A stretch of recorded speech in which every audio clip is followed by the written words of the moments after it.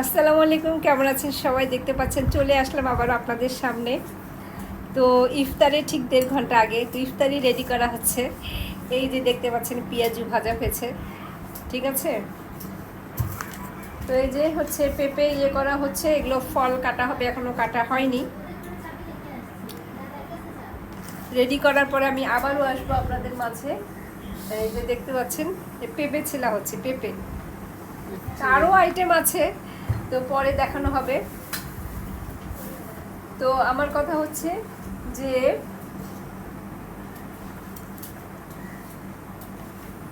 আপনাদেরকে একটু হাতে নিয়ে একটু দেখা। এখানে ডিমের কোরমা করা হয়েছে, দেখতে পাচ্ছেন ডিমের কোরমা, ঠিক আছে।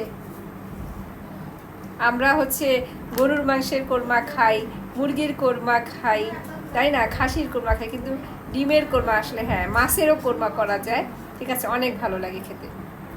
তো ভালো থাকবেন সবাই, এই পর্যন্তই। আবার রেডি করার পরে আমি আবারও আসছি আপনাদের কাছে। আল্লাহ হাফেজ।